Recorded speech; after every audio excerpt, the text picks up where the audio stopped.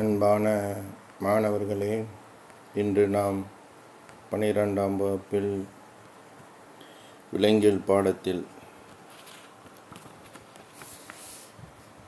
உயிரினங்கள் மற்றும் இனக்கூட்டம் என்னும் பாடத்தில் நாம் இப்பொழுது பார்க்க இருக்கின்ற தலைப்பானது உயிரற்ற காரணிகள். உயிரற்ற காரணிகளில் மண் பற்றி பார்க்க இருக்கின்றோம். மண் என்பது கரிம பொருட்கள், தாது உப்புக்கள், வாயுக்கள், திரவங்கள் மற்றும் உயிரினங்களின் கலவை போன்றவற்றை கொண்டதாகும். இவை அனைத்தும் உயிரிகளின் வாழ்க்கைக்கு துணை நிற்பவை ஆகும். புவிப்பரப்பிலுள்ள மண் நிறைந்த பகுதி மண் கோளம் என்று அழைக்கப்படுகிறது. மண் கோளம் என்றால் என்ன? புவிப்பரப்பில் உள்ள மண் நிறைந்த பகுதி மண் கோளம் எனப்படும். மண்ணின் தாய்ப்பொருளான பாறைகளிலிருந்து மண் உருவாகின்றது. பாறைகள் காலநிலை காரணிகளால் சிதைவுற்று மண்ணாக மாறுகிறது. இவை மூல மண் என அழைக்கப்படும். பாறைகள் காலநிலை காரணிகளால் சிதைவுற்று மண்ணாக மாறுகிறது. இவை மூல மண், எம்பிரியானிக் சாயில் என்று அழைக்கப்படும். இவ்வாறு மண் உருவாகக்கூடிய நிகழ்ச்சி எவ்வாறு அழைக்கப்படுகிறது என்றால் பீடோஜெனிசிஸ் என்று அழைக்கிறோம். மண் உருவாக்கப்படக்கூடிய நிகழ்ச்சியை பீடோஜெனிசிஸ் என்று அழைக்கின்றோம். அடுத்து, மண்ணினுடைய 4 பெரிய பணிகள் என்ன? மண்ணின் 4 பெரிய பணிகள்: தாவரங்கள் வளர்வதற்கான ஊடகமாகவும், நீரை சேமிக்கவும் சுத்தப்படுத்துவதற்குமான வழிமுறையாக கருதப்படக்கூடியது, புவியின் வளிமண்டலத்தை மாற்றியமைக்கக்கூடியது, மண்ணின் தன்மையை மாற்றியமைக்கக்கூடிய பல உயிரினங்களின் வாழிடமாகவும் இது இருக்கின்றது. மண்ணின் தன்மையை மாற்றியமைக்கக்கூடிய பல உயிரினங்களின் வாழிடம். மண் பல கிடைமட்ட அடுக்குகளாக கட்டமைந்து காணப்படும். மண்ணானது பல கிடைமட்ட அடுக்குகளாக கட்டமைந்து காணப்படும். இது மண் விவரம் அல்லது சாயில் ப்ரொஃபைல் என்று அழைக்கப்படும். மண்ணானது பல கிடைமட்ட அடுக்குகளாக கட்டமைந்து காணப்படுகிறது. இதை நாம் மண் விவரம் அல்லது சாயில் ப்ரொஃபைல் என்று அழைக்கின்றோம். இப்போ நம்ம பார்த்ததில் பெரும்பாலும் மூலமண் கேட்கலாம். மூலமண் என்றால் என்ன அப்படிங்கிறத கேட்கலாம். அடுத்து பீடோஜெனிசிஸ் ஒரு மார்க்கில் கேட்கலாம். நம்ம மண்ணின் பணிகள் யாவை? இல்லை 4ன்னு கொடுத்துருக்காங்க. ஆக்சுவலாக 5 பாயிண்ட் கொடுத்துருக்கு. அதில் மண் விவரம் அது வரை கொடுத்துருக்காங்க. மண் விவரம் சரியா? இதெல்லாம் மண்ணை பற்றி உள்ளது. அடுத்து, மண் கோளம் என்றால் என்னதையும் கேட்கலாம். மண் கோளம் என்பது உயிரிகளின் வாழ்க்கைக்கு துணை நிற்பனையாகும். இவை புவிப்பரப்பில் உள்ள மண் நிறைந்த பகுதி மண் கோளம் எனப்படும். மண்ணின் தாய்ப்பொருள் எது அப்படின்னுட்டா பாறை. மண்ணினுடைய தாய்ப்பொருள் எது அப்படின்னுட்டா பாறைன்னு சொல்கிறோம். மண்ணினுடைய தாய்ப்பொருள். அப்போ பாறையிலிருந்து தான் மண் உருவாகிறது. சரி, அடுத்து மண்ணினுடைய அந்த பண்புகள் என்ன? மண்ணினுடைய பணிகள் பார்த்தோம். மண்ணினுடைய பண்புகள்: 1வது மண்ணின் நயம், சாயில் டெக்ஸ்சர்னு சொல்லக்கூடிய மண்ணின் நயம். மண்ணில் உள்ள துகள்களின் அளவை பொறுத்து மண்ணின் நயம் அமைகிறது. மண் துகள்களின் அளவின் அடிப்படையில் மணல், வண்டல் மண் மற்றும் களிமண் என பல மண் வகைகள் காணப்படுகின்றன. மண் துகள்களின் அளவின் அடிப்படையில் மண்ணானது மணல், வண்டல் மண், களிமண் என பல மண் வகைகளாக காணப்படுகிறது. 2வது மண் புரைமை, போரோசிட்டின்னு சொல்லக்கூடிய மண் புரைமை. மண்ணில் உள்ள துளைகள். ஒரு குறிப்பிட்ட கன அளவு உள்ள மண்ணின் துகள்களுக்கு இடையே உள்ள இடைவெளி புரை எனப்படும். புரை என்றால் என்னென்னு கேட்டால், மண்புரை ஒரு குறிப்பிட்ட கன அளவுள்ள மண்ணின் துகள்களுக்கு இடையே உள்ள இடைவெளி மண்புரை எனப்படும். மண்புரை அதாவது புரை வெளிகளால் நிரம்பியுள்ள மண்ணினுடைய கன அளவின் ஒட்டுமொத்த பருமனின் சதவீதமே மண்புறமை ஆகும். புரைவெளிகளால் நிரம்பியுள்ள மண்ணினுடைய கன அளவின் ஒட்டுமொத்த பருமனின் சதவீதமே மண்புறமை ஆகும். அடுத்து மூன்றாவது, மண்ணின் ஊடுருவ விடும் தன்மை அல்லது உட்புக விடும் தன்மை, பெர்மியபிலிட்டின்னு சொல்லும்.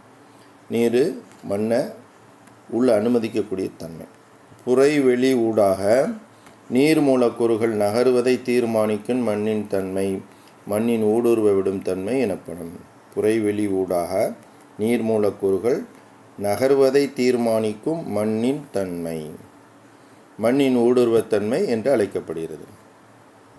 இந்த ஊடுருவும் தன்மை புரைவெளியின் அளவினை நேரடியாக சார்ந்துள்ளது. மண்ணினுடைய ஊடுருவ விடும் தன்மையானது புரைவெளியின் அளவினை நேரடியாக சார்ந்துள்ளது. மண்ணில் நிறைய அந்த துளைகள் இருந்தால் தான் அது வெளியே என்ன செய்யும், நீரானது ஊடுருவ முடியும். மண்ணின் நீரை பிடித்து வைக்கும் திறன் மண்ணின் ஊடுருவ விடும் தன்மைக்கு எதிர்விகிதத்தில் உள்ளது. துளைகள் அதிகமாக இருந்துச்சுன்னா மண்ணில் நீர் வேகமாக ஊடுருவும். துளைகள் கம்மியாகவும் நெருக்கமாகவும் இருந்தால் அது என்ன செய்யும், நீரை ஊடுருவ விடாது. அப்போ மண்ணின் நீரை பிடித்து வைக்கும் திறன் மண்ணின் ஊடுருவ விடும் தன்மைக்கு எதிர்விகிதத்தில் உள்ளது. அடுத்து மண்ணினுடைய வெப்பநிலை. மண் சூரியனிடமிருந்தும் சிதையும் கரிம பொருட்களிலிருந்தும் மற்றும் புவியின் உட்புறத்திலிருந்தும் வெப்ப ஆற்றலை பெறுகிறது. மண்ணானது 3 வழிகளில் வெப்பத்தை பெறுகிறது. ஒன்று, சூரியனிடமிருந்து நேரடியாக பெறுது. 2வது, சிதைந்த கரிம பொருட்களிலிருந்து பெறுது. 3வது, புவியினுடைய உட்புறத்திலிருந்தும் வெப்ப ஆற்றலை பெறுகிறது. மண்ணின் வெப்பநிலை எதற்கெல்லாம் பயன்படுகிறது என்று கேட்டால், விதைகள் முளைப்பதற்கும் வேர்கள் வளர்வதையும் மற்றும் மண்ணில் வாழும் நுண்ணுயிரிய மற்றும் பெரிய உயிரினங்களின் உயிர் செயல்களையும் பாதிக்கிறது. மண்ணினுடைய வெப்பநிலை விதைகள் முளைப்பதையும் வேர்கள் வளர்வதையும் மற்றும் மண்ணில் வாழும் நுண்ணிய மற்றும் பெரிய உயிரினங்களின் உயிர் செயல்களையும் பாதிக்கிறது. அடுத்து மண்ணீர்னு எடுத்துக்கொண்டால், மண்ணில் காணப்படும் நீர் முக்கியமான கரைப்பானாகவும் கடத்தும் காரணியாகவும் செயல்படுவது மட்டுமல்லாது மண்ணின் நயம், மண் துகள்களின் கட்டமைப்பு ஆகியவற்றையும் பராமரித்து பல்வேறு தாவரங்களும் விலங்குகளும் வாழ தகுதியான வாழிடங்களாக மாற்றுகின்றன. மண்ணில் காணப்படக்கூடிய நீர் பல வகையில் இந்த மாதிரி பயன்படுகிறது. கரைப்பானாக பயன்படுது. அடுத்து கடத்தும் காரணியாக செயல்படுது. அது மட்டுமல்லாமல் மண்ணின் நயம், மண் துகள்களின் கட்டமைப்பு ஆகியவற்றையும் பராமரித்து பல்வேறு தாவர விலங்குகளும் வாழ தகுதியான வாழிடமாக இந்த மண்ணில் காணப்படக்கூடிய நீரானது மாற்றுகிறது. அடுத்த சுற்றுச்சூழலில் காணப்படக்கூடிய உயிரற்ற ஒரு காரணி என்று எடுத்துக்கிட்டோம்னா காற்று. குறிப்பிட்ட திசையிலிருந்து குறிப்பிட்ட வேகத்தில் இயற்கையான நகரும் வழி காற்று என அழைக்கப்படும். குறிப்பிட்ட திசையிலிருந்து குறிப்பிட்ட வேகத்தில் இயற்கையான நகரும் வழி காற்று என்று அழைக்கப்படுகிறது. காற்றுண்டா என்ன அப்படிங்கிறத ஒரு 2 மார்க்காக கேட்கலாம். சரி, நிலநடுக்கோடு மற்றும் துருவப்பகுதிகளுக்கிடையே காணப்படும் வெப்பநிலை வேறுபாடு மற்றும் பூமியினுடைய சுழற்சி ஆகிய 2 காரணங்களால் காற்று உருவாகிறது. காற்று எதனால் உருவாகிறதுன்னு சொல்கிறாங்க? நிலநடுக்கோடு மற்றும் துருவப்பகுதிகளுக்கிடையே காணப்படும் வெப்பநிலை வேறுபாடு மற்றும் பூமியின் சுழற்சி ஆகிய 2 காரணங்களால் காற்று உருவாகிறது. மகரந்த துகள் மற்றும் விதைகள் இவைகள் கடத்தப்படவும் பறவைகள் பறக்கவும் காற்று உதவுகிறது. காற்றின் மூலம் உற்பத்தியாகும் ஆற்றலுக்கு மூல காரணமாக காற்றின் மூலம் உற்பத்தியாகும் ஆற்றலுக்கு மூல காரணமாக விளங்குவதுடன் காற்றானது காற்றின் மூலம் உற்பத்தியாகும் ஆற்றலுக்கு மூல காரணமாக விளங்குவதுடன் காற்று மண் அரிப்பையும் ஏற்படுத்துகிறது. காற்றானது மண் அரிப்பை ஏற்படுத்துகிறது. அடுத்து, காற்றின் வேகத்தை அளவிடக்கூடிய கருவியின் பெயர் அனிமோமீட்டர். காற்றின் வேகத்தை அளவிடக்கூடிய கருவியின் பெயர் அனிமோமீட்டர். அனிமோமீட்டரின் உதவியாக தான் காற்றினுடைய வேகத்தை நாம் அளவிடுகிறோம். இது ஒரு மார்க்கில் கேட்கக்கூடிய ஒரு கொஸ்டின். இப்போ அடுத்து நாம் பார்க்கக்கூடியது ஈரப்பதம். அடுத்த உயிரற்ற காரணின்னு எடுத்துக்கிட்டோம்னா ஈரப்பதம் என்று சொல்கிறோம். ஹியூமிடிட்டி, வளிமண்டலத்தில் உள்ள கண்ணுக்கு புலப்படாத நீராவியினால் ஏற்படும் ஈரம். வளிமண்டலத்தில் உள்ள கண்ணுக்கு புலப்படாத நீராவியினால் ஏற்படும் ஈரம் ஈரப்பதம் எனப்படும். ஈரப்பதம் என்றால் என்னன்னு கேட்டால் சொல்லணும். ஈரப்பதம் பொதுவாக முழுமையான ஈரப்பதம் மற்றும் ஒப்புமை ஈரப்பதம் என்று இரு வகைகளில் குறிப்பிடப்படுகிறது. பொதுவாக இவை முழுமையான ஈரப்பதம் மற்றும் ஒப்புமை ஈரப்பதம். ஒப்புமை ஈரப்பதத்தை நம்ம குறித்த ஈரப்பதம் அப்படின்னு சொல்கிறோம். குறிப்பிட்ட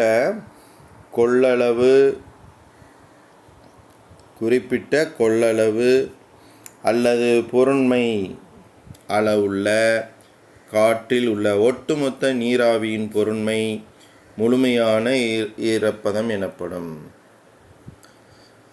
அதாவது குறிப்பிட்ட கொள்ளளவு அல்லது பொருண்மை அளவுள்ள காற்றில் உள்ள ஒட்டுமொத்த நீராவியின் பொருண்மை முழுமையான ஈரப்பதம் எனப்படும். முழுமையான ஈரப்பதம் என்றால் என்னென்று கேட்டால் நம்ம இதை சொல்லணும். முழுமையான ஈரப்பதம்.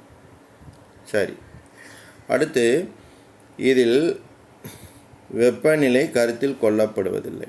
முழுமையான ஈரப்பதத்தில் வெப்பநிலை கருத்தில் கொள்ளப்படுவதில்லை. காற்றில் உள்ள நீராவியினுடைய அளவு ஒப்புமை ஈரப்பதம் எனப்படும். காற்றில் உள்ள நீராவியினுடைய அளவு ஒப்புமை ஈரப்பதம் எனப்படும். ஒரு குறிப்பிட்ட வெப்பநிலையில் காற்றில் உள்ள ஈரப்பதம் தெவிட்டு நிலை அடைய தேவைப்படும் நீராவியினுடைய அளவை விழுக்காட்டில் குறிப்பதே ஒப்புமை ஈரப்பதம் எனப்படும். ஒப்புமை ஈரப்பதம் தான் என்னன்னு கேட்டாங்கன்னா, ஒரு குறிப்பிட்ட வெப்பநிலையில் காற்றில் உள்ள ஈரப்பதம் தெவிட்டு நிலை அடைய தேவைப்படும் நீராவியினுடைய அளவை விழுக்காட்டில் குறிப்பதே ஒப்புமை ஈரப்பதம் எனப்படும். ஒப்புமை ஈரப்பதம் என்றால் என்னன்னு கேட்டால் நம்ம இதெல்லாம் ஒப்புமை ஈரப்பதம் அதன் விழுக்காட்டில் குறிக்கப்படுகிறது. ஒரு குறிப்பிட்ட வெப்பநிலையில் ஒப்புமை ஈரப்பதத்தின் விழுக்காடு அதிகமாக இருந்தால் ஒப்புமை ஈரப்பதத்தினுடைய விழுக்காடு அதிகமாக இருந்தால் காற்று நீர் கலவை அதிக ஈரத்தன்மையுடன் உள்ளது என கொள்ளலாம். ஒரு குறிப்பிட்ட வெப்பநிலையில் ஒப்புமை ஈரப்பதத்தினுடைய விழுக்காடு அதிகமாக இருந்தால் காற்று நீர் கலவையானது அதிக ஈரத்தன்மையுடன் உள்ளது என கொள்ளலாம். ஈரப்பதத்தை நாம் ஹைக்ரோமீட்டர் என்னும் கருவியால் அளக்கலாம். ஹியூமிடிட்டி என்று சொல்லக்கூடிய ஈரப்பதத்தை அளக்கக்கூடிய கருவி என்ன அப்படின்னு கேட்டால் ஹைக்ரோமீட்டர் என்னும் கருவியால் நாம் ஈரப்பதத்தை அளக்கின்றோம். அடுத்து நாம் பார்க்கக்கூடியது உயரம், ஆல்டிடியூடுன்னு சொல்கிறோம். ஏற்றம் அல்லது சரிவை கொண்ட இக்காரணி ஒரு சூழ்நிலை மண்டலம் அல்லது உயிர் தொகையில் வெப்பநிலை மற்றும் மழையளவை கட்டுப்படுத்துகிறது. ஏற்றம் அல்லது சரிவை கொண்ட இக்காரணி ஒரு சூழ்நிலை மண்டலம் அல்லது உயிர் தொகையில் வெப்பநிலை மற்றும் மழையளவை கட்டுப்படுத்துகிறது. உயரம் அதிகரிக்கும் போது வெப்பநிலை மற்றும் ஆக்சிஜனுடைய அடர்த்தி குறைகிறது. அதிக உயரத்தில் வெப்பநிலை குறைவு காரணமாக மழைக்கு பதிலாக பனிப்பொழிவு ஏற்படுகிறது. அதிக உயரங்க போகும்போது இப்போ மலை பிரதேசங்கள் எடுத்துட்டோம்னா அங்கே வந்து வெப்பநிலை குறைச்சலாக இருக்கும். அந்த வெப்பநிலை குறைச்சலாக இருக்கிற காரணமாக அங்கே மழை பெய்யறதுக்கு பதிலாக பனிப்பொழிவு அதிகமாக இருக்கும். விலங்குகள் சுற்றுச்சூழலில் ஏற்படும் மாறுபாடுகளுக்கேற்ப தங்கள் எதிர்வினையை குறுகிய ஆழத்திற்குள் மாற்றியமைத்துக் கொள்கின்றன. விலங்குகள் சுற்றுச்சூழலில் ஏற்படும் மாறுபாட்டிற்கேற்ப தங்கள் எதிர்வினையை குறுகிய ஆழத்திற்குள் மாற்றியமைத்துக் கொள்கின்றன. இதற்கு இணக்கமாதல் என்று பெயர். இணக்கமாதலை ஆங்கிலத்தை அக்ளமைடைசேஷன் அப்படின்னு சொன்னோம். அக்ளமைடைசேஷன். சரி, விலங்குகள் சுற்றுச்சூழலில் ஏற்படும் மாறுபாடுகளுக்கேற்ப தங்கள் எதிர்வினையை குறுகிய காலத்திற்கு மாற்றியமைத்துக் கொள்கின்றன. இதனை இணக்கமாதல் என்று அழைக்கின்றோம். எடுத்துக்காட்டாக தரைப்பகுதியில் வாழ்பவர்கள் உயரமான பகுதிக்கு செல்லும் பொழுது புதிய சூழலுக்கு உட்பட்ட சில நாட்களுக்குள் சிவப்பணுக்களின் எண்ணிக்கை அதிகரிக்கிறது. அவருடைய உடலில் இரத்தத்தில் சிவப்பணுக்களுடைய எண்ணிக்கை அதிகரிக்கிறது. இதற்கு காரணம் இது அவர்களுக்கு வளிமண்டல ஆக்சிஜன் குறைபாடு காரணமாக அவர்கள் வாழக்கூடிய பகுதிகள் வளிமண்டலத்தில் ஆக்சிஜனுடைய குறைபாடு காரணமாக ஏற்படும் அதிக அளவு ஆக்சிஜன் தேவையை இது சமாளிக்க உதவுகிறது, அல்லது ஆக்சிஜன் தேவையை இது பூர்த்தி செய்கிறது. அதிக சிவப்பணுக்கள் உற்பத்தி ஆவதின் மூலமாக அதன் மூலம் அதிக அளவுக்கு ஹீமோகுளோபின் உற்பத்தி செய்யப்பட்டு அது ஆக்சிஜனை கடத்தக்கூடிய தன்மை பெறுகிறது. அப்போ உயரம் அதிகமாக ஆக்சிஜனுடைய அளவு குறையும். அப்போ அந்த சூழ்நிலையில் நம்ம புதிதாக அந்த இடத்துக்கு போனோம்னா நம்மளுக்கு ஆக்சிஜன் பற்றாக்குறை ஏற்படும். அதற்காக ஒரு குறிப்பிட்ட காலம் இருக்க போகும்போது நிறைய நம்ம உடலில் சிவப்பணுக்கள் உருவாக்கப்பட்டு அதன் மூலம் அந்த ஆக்சிஜனுடைய பற்றாக்குறை பூர்த்தி செய்யப்படுகிறது. சரி, இப்போ அடுத்து நாம் பார்க்கக்கூடியது உயிர்த்தொகை மற்றும் அவற்றின் பரவல் குறித்த கோட்பாடுகள். உயிர்த்தொகை மற்றும் அவற்றின் பரவல் குறித்த கோட்பாடுகள். இப்போ ஃபஸ்ட்டு உயிர்த்தொகைண்டா என்ன? உயிர்த்தொகை என்பது ஒரே மாதிரியான அல்லது பொதுவான தாவரங்கள் மற்றும் காலநிலைகளை கொண்ட புவியின் பெரும்பரப்பு ஆகும். அப்போ உயிர்த்தொகைங்கிறது என்ன அப்படின்னு கேட்டால், ஒரே மாதிரியான அல்லது பொதுவான தாவரங்கள் மற்றும் காலநிலைகளை கொண்ட பூமியின் பெரும்பரப்பு. பூமியில்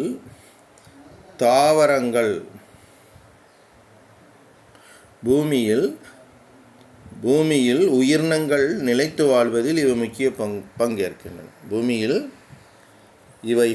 உயிரினங்கள் நிலைத்து வாழ்வதில் இந்த உயிர்த்தொகை முக்கிய பங்கேற்கின்றன.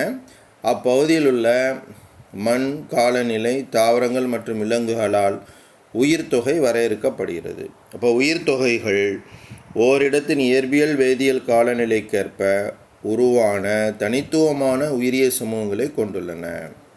அப்போ உயிர்த்தொகைகள் ஓரிடத்தில் இயற்பியல் வேதியியல் காலநிலைகளுக்கேற்ப உருவான தனித்துவமான உயிரிய சமுதாயங்களை கொண்டுள்ளன. உயிர்த்தொகை கண்டங்களுக்கிடையே கூட இவை பரவியிருக்கின்றன. எனவே உயிர்த்தொகை என்பது வாழிடம் என்ற சொல்லை விட அகன்ற பொருள் கொண்டதாகும். உயிர்த்தொகை என்பது வாழிடம் என்ற சொல்லை விட அகன்ற பொருள் கொண்டதாகும். ஏன்னு கேட்டால் கண்டங்களுக்கிடையே கூட இந்த உயிர்த்தொகையானது பரவி இருக்கிறதுனால. ஒரு உயிர்த்தொகை பல்வேறு வகையான வாழிடங்களை கொண்டிருக்கும். ஒரு உயிர்த்தொகையில் வாழும் உயிரினங்களின் வகைகள் மற்றும் அதன் தகவமைப்புகளை தீர்மானிப்பது. ஒரு உயிர்த்தொகையில் வாழும் உயிரினங்களின் வகைகள் மற்றும் அதன்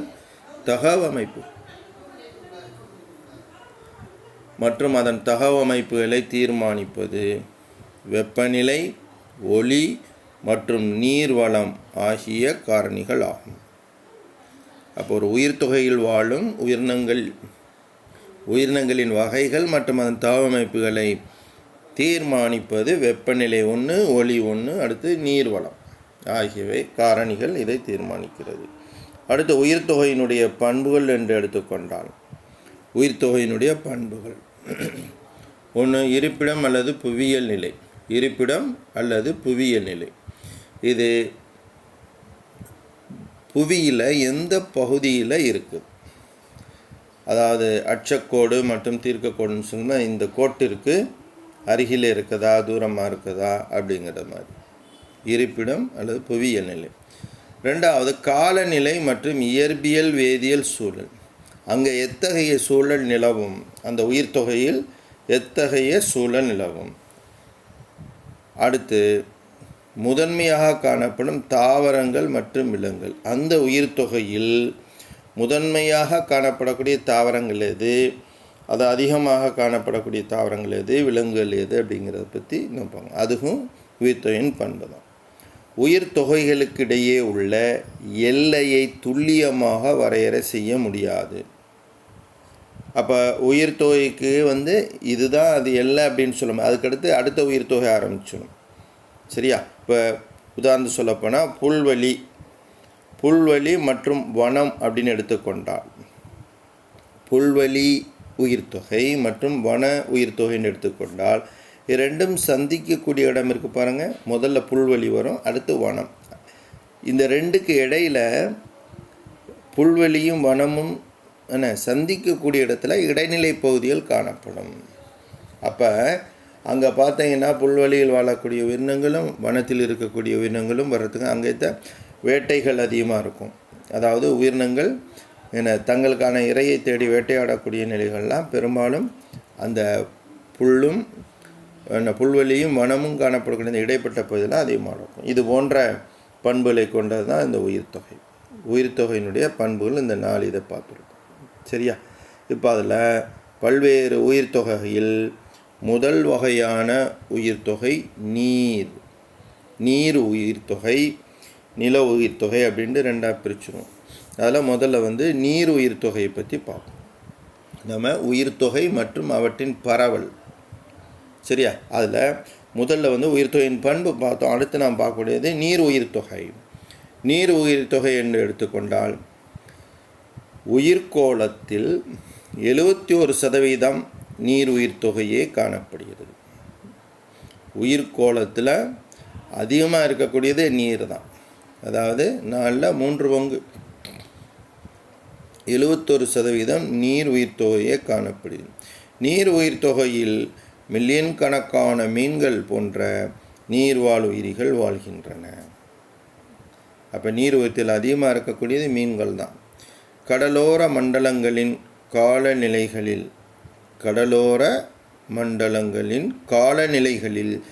நீர்நிலைகள் தாக்கத்தை ஏற்படுத்துகின்றன. இப்போ அடுத்து நம்ம பார்க்கக்கூடியது இந்த உயிர் தொகை சம்மந்தமான ஒரு பிரமிடு ஒன்று கொடுத்துருக்குறாங்க. அதான் உயிர் தொகை கூம்புண்டு கொடுத்துருக்குது. அதில் பல்வேறு அந்த உயிர் தொகையை பற்றி சொல்லியிருக்காங்க.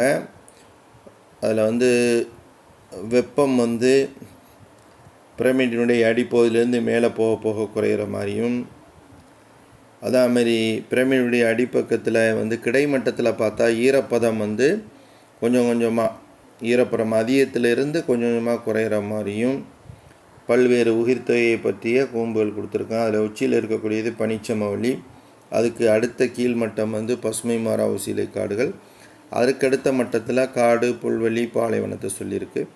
அதுக்கடுத்ததில் பாருங்கள் மலைக்காடு, சவானான்னு சொல்லக்கூடியது. அடுத்து பாலைவனம். சரியா? சவானா அப்படிங்கிறது ஒரு குறிப்பிட்ட நம்ம டைகான்னு சொல்லுவாங்கள்ல, டைகான்னு சொல்கிறது பசுமை மாறா ஊசிலை காடுகளை சொல்லுவாங்க. சவானாங்கிறது வெப்பமண்டல புல்வெளிகள். அதுதான் சவானான்னு கொடுத்தது, வெப்பமண்டல புல்வெளிகள். சரி, இது உயிர் தொகை கூம்பு அல்லது பிரமின்னு சொல்லக்கூடியது. இப்போ நம்ம நீர் உயிர் தொகை பற்றி பார்த்துக்கிட்டு இருக்கோம். நீர் உயிர் தொகையில் பூமியில் உள்ள நீர் உயிர் தொகைகள் என்னென்ன அப்படிங்க போகும்போது 3ஆக சொல்கிறாங்க. 1 நன்னீர். புவியில் உள்ள நீர் உயிர் தொகையில் 1 நன்னீர், 2வது உவர்நீர், 3வது கடல் நீர். கடல் நீர்னால் உப்பு நீர். நன்னீருக்கு உதாரணமாக ஏரிகள், குளங்கள், ஆறுகளை சொல்லலாம். உவர்நீருக்கு கழிமுக பகுதி, ஈர நிலங்களை சொல்லலாம். 3வது கடல் நீரில் பவளப்பாறைகள், மேற்கடற்பகுதிகள் மற்றும் ஆழ்கடல் பகுதிகள். சரியா? இது நீர் உயிர் தொகைன்னு சொல்கிறோம். இப்போ அடுத்து நாம் பார்க்கக்கூடியது நிலம் சார்ந்த உயிர்த்தொகை. நீர் உயிர்த்தொகை மாதிரி நிலம் சார்ந்த உயிர்த்தொகைகளை பார்க்கும். நிலம் சார்ந்த உயிர்த்தொகைகளில் இவை பூமியின் தனிப்பட்ட நிலப்பகுதியில் வெவ்வேறு மண்டலங்களில் வாழும் பெருமளவிலான விலங்குகள் மற்றும் தாவர சமுதாயங்கள் ஆகும். இவை பூமியின் தனிப்பட்ட நிலப்பகுதியில் வெவ்வேறு மண்டலங்களில் வாழும் பெருமளவிலான விலங்குகள் மற்றும் தாவர சமுதாயங்கள் ஆகும். இவற்றுள் இந்த நிலம் சார்ந்த உயிர்த்தொகைகள் என்னென்ன உயிர்த்தொகைகள் காணப்படுகின்றன? புல்வெளிகள், அடுத்து பனிச்சமவெளி பகுதிகள், பாலைவனம், வெப்பமண்டல மலைக்காடுகள் மற்றும் இலையுதிர் ஊசி இலை காடுகள் ஆகியவை அடங்கும். புல்வெளிகள், பனிச்சமவெளி பகுதிகள், பாலைவனம், வெப்பமண்டல மலைக்காடுகள் மற்றும் இலையுதிர் ஊசி இலை காடுகள் ஆகியவை இதில் அடங்கும். நிலவாழ் உயிர்த்தொகையில் அதிக அளவு தாவரங்கள் காணப்படுகின்றன. இங்கு நிலவக்கூடிய பருவநிலை தாவரங்கள் பெருக்கத்தையும் தாவர பெருக்கம் இங்கு வாழும் உயிரினங்களையும் தீர்மானிக்கிறது. இங்கு நிலவும் பருவநிலையானது தாவரங்கள் பெருக்கத்தையும் தாவர பெருக்கமானது இங்கு வாழும் உயிரினங்களையும் தீர்மானிக்கிறது. இப்பகுதியில் அந்தந்த உயிர்த்தொகைக்கேற்ப முதன்மை சிற்றினங்களும் மற்றும் அடையாளம் காட்டும் சிற்றினங்களும் காணப்படுகின்றன. அதாவது நம்ம புல்வெளின்னு எடுத்துக்கிட்டோம்னா அங்கே இருக்கக்கூடிய முதன்மை சிற்றினம் எது? சரியா? இப்போ உதாரணத்துக்கு முதன்மை சிற்றினங்களில் இப்போ பறவைகள், எலி இதை எடுத்துக்கிட்டோன்னு வச்சுக்கோங்களேன். அடுத்த ரெண்டாவது இதில் பார்த்தீங்கன்னா அடையாளம் காட்டும் சிற்றினங்களில் மானினங்கள், இந்த மாதிரிலாம் நம்ம புல்வெளியில் சொல்லலாம். சரியா? அப்போ முதன்மை சிற்றினங்களும் மற்றும் அடையாளம் காட்டும் சிற்றினங்களும் இங்கு காணப்படுகின்றன. அவை அந்தந்த உயிர்த்தொகைக்கான தனித்துவமான சிற்றினங்களாகும். இது அந்த பகுதியில் மட்டும்தான் இருக்குமே ஒழிய மற்ற உயிர்த்தொகையில் அது காணப்படுவது அரிதாகத்தான் இருக்கும். நிலம் சார்ந்த உயிர்த்தொகை பருவநிலையை கட்டுப்படுத்துவதோடு உணவு மற்றும் ஆக்சிஜன் வழங்கும் ஆதாரமாகவும். அதாவது நிலம் சார்ந்த உயிர்த்தொகையானது பருவநிலையை கட்டுப்படுத்துவதோடு உணவு மற்றும் ஆக்சிஜன் வழங்கும் ஆதாரமாகவும் கார்பன் டை ஆக்சைடை குறைப்பவையாகவும் பயன்படுகிறது. சரி, பூமியில் உள்ள முக்கிய உயிர்த்தொகைகள். உயிர்த்தொகைகள் இது நிலம் சார்ந்த உயிர்த்தொகைகளில் வரக்கூடிய, நிலம் சார்ந்ததில் பூமியில் உள்ள முக்கிய உயிர்த்தொகைகள் எடுத்துக்கிட்டோம்னா பனிச்சமவெளி உயிர்த்தொகை, பசுமை மாறா ஊசி இலை காடு உயிர்த்தொகை, புல்வெளி உயிர்த்தொகை, உயர் மலைச்சாரல் வன உயிர்த்தொகை மற்றும் பாலைவன உயிர்த்தொகைகள் என்று பல்வேறு வகையான பூமியில் உள்ள முக்கிய உயிர்த்தொகைகள் பற்றி நம்ம படிக்க இருக்கின்றோம். முதலாவதாக பனிச்சமவெளி உயிர்த்தொகையை பற்றி படிப்போம். பனிச்சமவெளியத்தை நம்ம தூந்திரான்னு சொல்கிறோம், தூந்திரா பயோம். இந்த பகுதியை பொறுத்தவரை, பனிச்சமவெளியை பொறுத்தவரை இப்பகுதி எங்கே இருக்குது, அதனுடைய இருப்பிடம் எடுத்துக்கிட்டோம்னா ஆசியாவின் வடக்கு பகுதி, ஐரோப்பா மற்றும் வட அமெரிக்காவில் உள்ள மரங்களற்ற சமவெளி. இது சமவெளியாக தான் இருக்கும், பனி அதிகமாக இருக்கும். இப்பகுதி ஆசியாவில் வடக்கு பகுதி, ஐரோப்பா மற்றும் வட அமெரிக்காவில் உள்ள மரங்களற்ற சமவெளி ஆகும். மரங்களற்ற சமவெளி. சரி, இதில் பார்த்தீங்கன்னா குறுகிய பகல் பொழுதை கொண்ட குளிர்காலம் நீண்டதாகவும் நீண்ட பகல் பொழுதை கொண்ட கோடை காலம் குறுகியதாகவும் உள்ளது. குறுகிய பகல் பொழுதை கொண்ட குளிர்காலம் நீண்டதாகவும் நீண்ட பகல் பொழுதை கொண்ட கோடை காலம் குறுகியதாகவும் உள்ளது. மழையளவை பொறுத்தவரை ஆண்டுக்கு 250 மில்லிமீட்டருக்கும் குறைவாக உள்ளது. மழையளவு ஆண்டுக்கு 250 மில்லிமீட்டருக்கும் குறைவாக உள்ளது. இப்பகுதி நிலைத்த உறைபனி மண்டலமாகும்.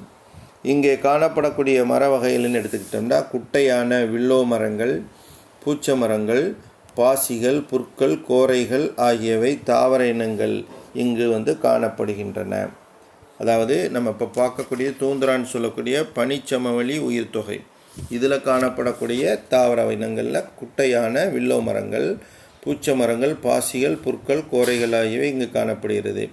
அதுமாதிரி விலங்கினங்களில் கலைமான்கள், ஆர்டிக் முயல்கள், கஸ்தூரி எருது மற்றும் லெம்மிங்கள்ங்கிறது ஆக்சுவலாக பறக்கும் பறவைகள், அதாவது பாடும் பறவைகள்னு சொல்லக்கூடிய லெம்மிங்கள் ஆகியவை பனிச்சமவெளியில் வாழும் தாவர உண்ணிகள்.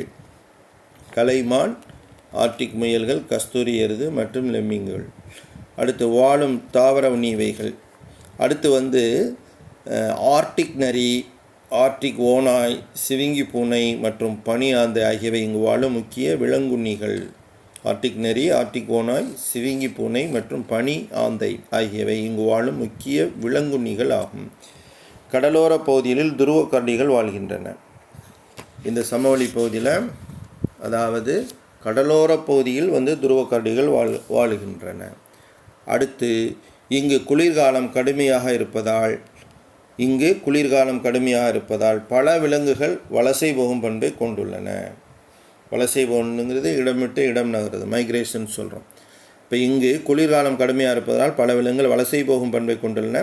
கடலோர பறவைகள் மற்றும் வாத்துக்கள் போன்ற நீர்ப்பறவைகள் கோடை காலங்களில் பனிச்சமவெளிகளில் வசிக்கும். கடலோர பறவைகள் மற்றும் வாத்துக்கள் போன்ற நீர்ப்பறவைகள் கோடை காலங்களில் பனிச்சமவெளியில் வசிக்கும். குளிர்காலங்களில் தெற்கு நோக்கி இவை வலசை போகும். இதெல்லாம் தூந்திரான்னு சொல்லக்கூடிய பனிச்சமவெளி உயிர் தொகையில் வரக்கூடியது. அடுத்து நாம் பார்க்கக்கூடியது பசுமை மாறா உசிலை காடுகள், தைகா அப்படின்னு சொல்கிறோம்ல, தைகா பயம். தூந்திரா பயங்கிறது பனிச்சமவெளின்னு சொல்கிறோம். அடுத்து தைகா அப்படிங்கிறது பசுமை மாறா உசிலை காடுகள்.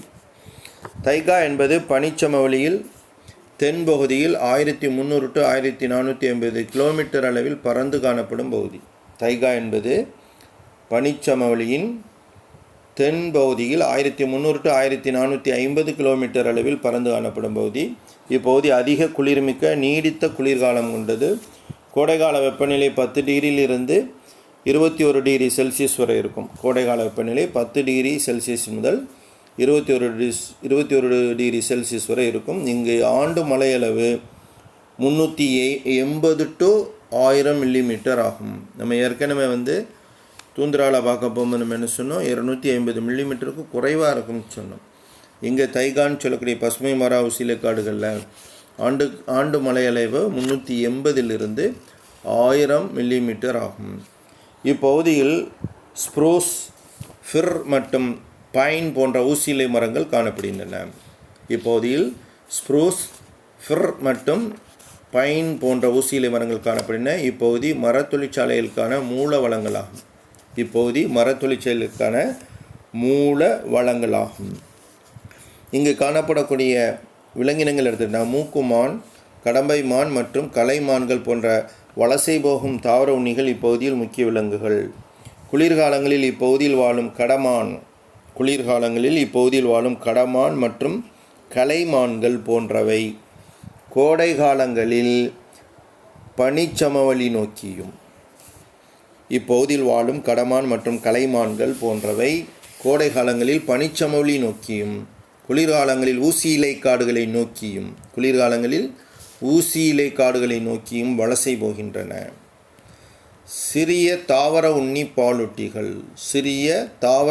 பாலூட்டிகள் என்று எடுத்துக்கொண்டால் அணில்கள், வெண்பனி முயல்கள் மற்றும் இவைகள் முக்கிய, அதாவது சில தாவர உண்ணி பாலூட்டிகளில் அணில்கள், வெண்பனி முயல்களான மற்றும் முக்கிய விலங்குண்ணிகளான பைன் மார்டைன்கள், அணில் சொல்கிறோம், வெண்பனி முயல் சொல்கிறோம். அடுத்து பைன் மார்டைன்கள், மர ஓநாய்கள், பழுப்பு நிற கரடிகள். மேலே சொன்ன அணிலும் வெண்பனி முயலும் தாவர உண்ணி. மற்றதுன்னு எடுத்துக்கிட்டோம்டா, விலங்குண்ணின்னு எடுத்துக்கிட்டோம்டா, பைன் மார்டைன்கள், மர ஓநாய், பழுப்பு நிற கரடிகள், கருப்பு கரடிகள், சிவிங்கி பூனை மற்றும் ஓநாய்கள் ஆகியவை இப்பகுதியில் வாழ்கின்றன. அப்போ நம்ம இப்போ பார்த்தது தைகா என்று சொல்லக்கூடிய பசுமை மாறா உசிலை காடுகள். அந்த பசுமை மாறா உசிலை காடுகளுடைய அந்த அமைப்பை இங்கே கொடுத்துருக்குறாங்க. சரியா? இலைகளை பொறுத்தவரை ஊசி போன்ற அல்லது செதில் போன்ற இலைகளை உள்ள மரங்கள் தான் அதிகமாக இங்கே காணப்படும். இங்கே ரொம்ப அடர்த்தியாக மரங்கள் இருக்கும். சரியா? இப்போ இங்கே வாழக்கூடிய அந்த உயிரினங்கள் என்னென்ன அப்படிங்கிறதுல நம்ம தாவர உண்ணி, அது மாதிரி விலங்குண்ணின்னு பிரித்து சொல்லியிருக்காங்க. சரி, இப்போ அடுத்து நம்ம புல்வெளியிலிருந்து அடுத்த வகுப்புகளில் நாம் பார்ப்போம். நன்றி.